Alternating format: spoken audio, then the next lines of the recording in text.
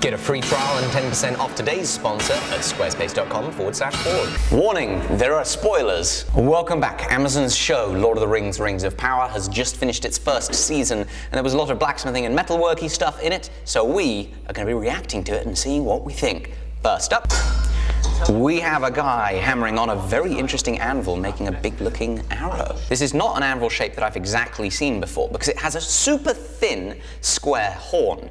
Usually, when there is a double horn anvil, the square horn has a lot more meat to it. It tapers down. This one is super skinny, which means they could probably break really easily, but the rest of the anvil almost looks like it is drawing inspiration from an old French anvil. What makes me think that is the decorations that are around that front side of the anvil. Looks kind of similar to some of these old 16th century type of time French anvils. I don't think I could say for certain whether I think this anvil is a real anvil or it's a prop anvil, but what I will say is it looks like they are actually hammering legitimately hot steel, which makes me so happy. Oh, in the background here, you can see they have two big grindstones powered by leather slack belts. That would probably be realistic for the kind of time period that they're aiming for. And if you want to see slack belts, go check out Will's channel, because he's got a power hammer running off of leather slack belts. It does look like his anvil is a bit high here. You can see him come up for the swing and then hit it, and at the time that he hits it, his arm looks to be like at this angle right here, which means his anvil is probably right about there. The typical idea is your anvil height is set when your knuckle height drags upon the top of it. Whoa, we definitely have a charcoal fire going. It looks lovely. You see those tiny little orange sparks? This is beautiful. That, I think, is one of the first times in a movie I have seen somebody accurately hammering actual hot steel. This is completely real. This is not CGI. This is proper stuff.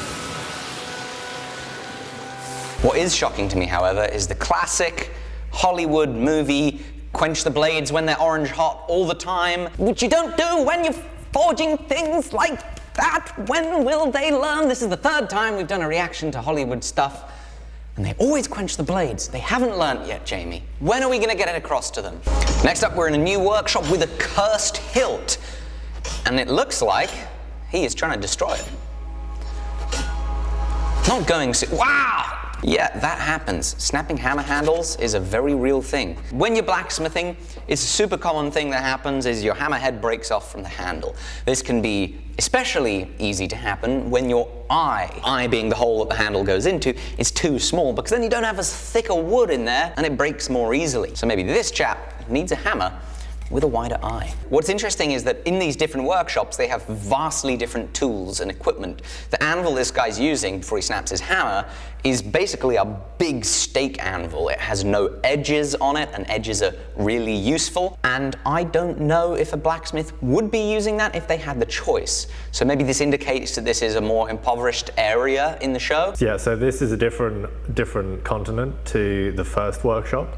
This is a human village, and the other one was a Numenorian village, which is like a variant human. Well, that would explain it. Of course, the humans have worse equipment. That's interesting that they have different anvils, though, for the different places. So, like, the set designers trying to paint pictures of what the different worlds are like have done a really nice job.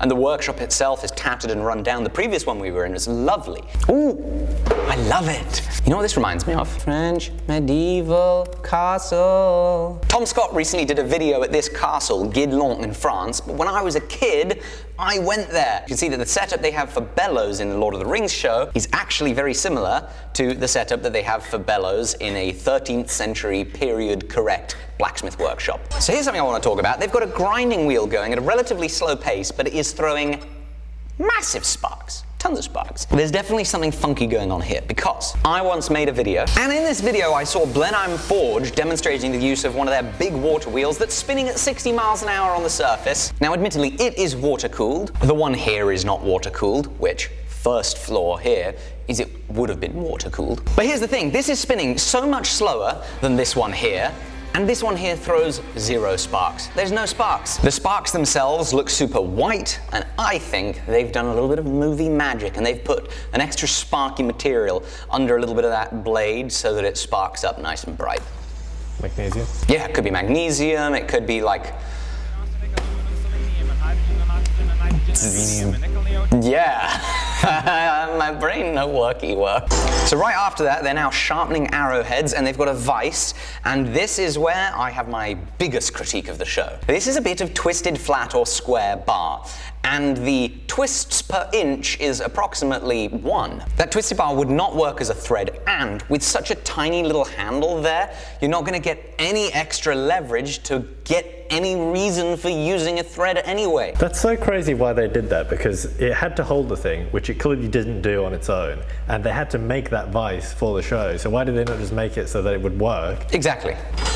Next up, we can see we're somewhere a little higher class than the one scene with the hammer breaking, because we have a beautiful, wide, flat, large anvil face. There's barely any dings in it. It's got nice looking edges. So you know you're somewhere fancy when they've got an anvil like that. You're not thinking of letting this happen!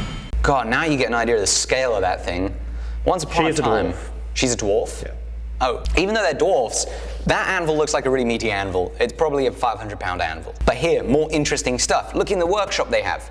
They got this big, weird kind of single horn / double horn anvil. And then over here is a really traditional London pattern anvil. That could be a Haybarden, a Peter Wright. Here, very different looking anvil, and the general setup of the whole show makes it look like it's way older than the 19th century in terms of the period they're trying to emulate. So it's funny, they've got a much more modern anvil sitting in the corner. Jamie, they did it again.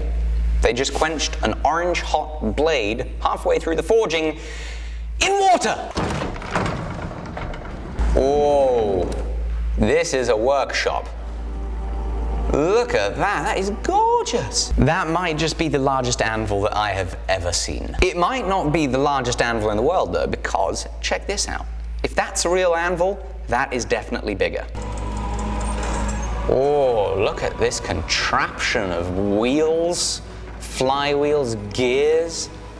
That is awesome. That's powering their bellows. Look at that, they've got a massive set of wooden leather bellows over here, and it's blowing. Oh my goodness. These are some beautiful little tools there, but that is so weird to me. That is a hammer made out of an antler of some sort. That is so interesting. So this right here looks like an oil can. The whole design and shape of it looks like an oil can. It doesn't look like a fire starting device. I've never seen a fire starting device like this. It's dripping flammable liquids, and there the fire's lit, which is not accurate unless they've got accelerant on it. Charcoal isn't gonna light so viciously. A drop of flame like that isn't gonna get it to light quickly. In fact, it takes some good preparation. You've got to build a nice kindling base, make sure that's nice and hot, slowly get your coals hot, yada, yada, yada. You're not gonna have it just... Okay, so the thing is exploded, and so the forge is in ruins. But let's look at more anvils. Haha! So this looks a lot like a bigger, longer version of an old stake anvil like this, 1837. But now in the background, see that right there? That is a much stouter, double-horned anvil. And I tell you what, it looks a lot like one of these bad boys right here, big French blacksmith anvil.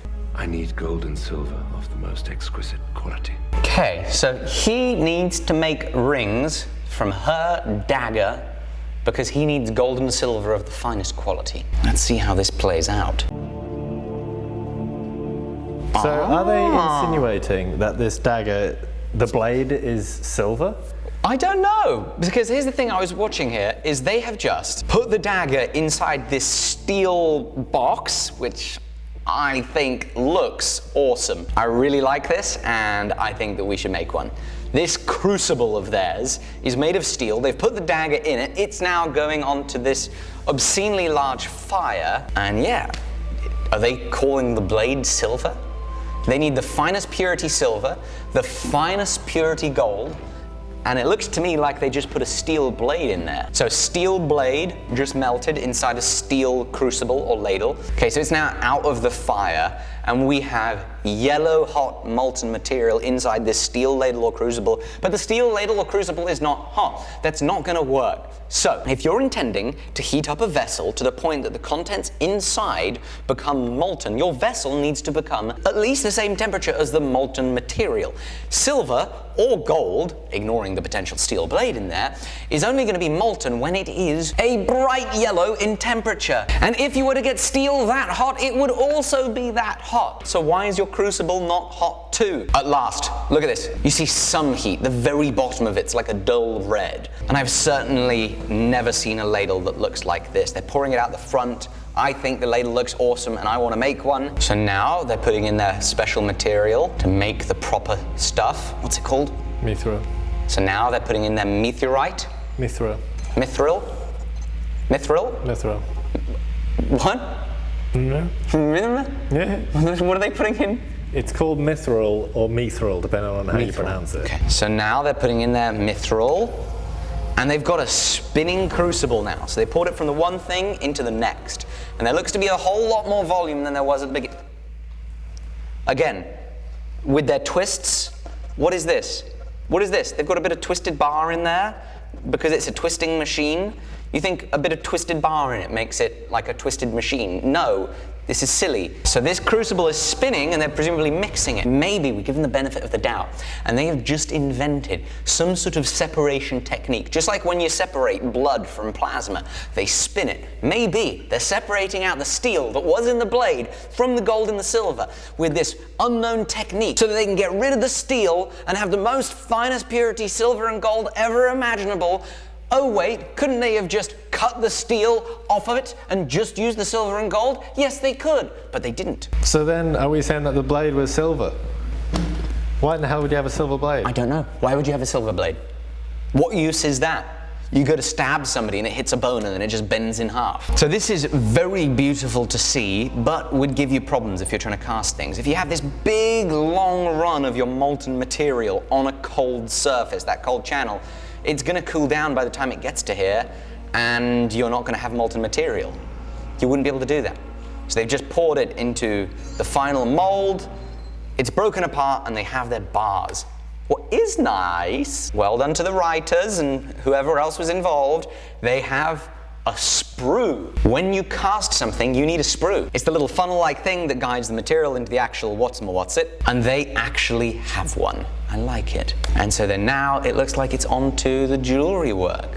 There's some hand filing happening, and there we go, the ring. Oh, they've got a beautiful gemstone, and like the body of the ring is all finished. Okay, the rings look brilliant. I thought this was really nice from a metalworking blacksmithing perspective. We saw actual hot steel being forged, so I'm thrilled about that. Thank you, Jamie, for putting this together. Thank you guys for watching, and let's thank our sponsor. Whether you're trying to turn your hobby into a business or grow your existing business, Squarespace is there to empower you.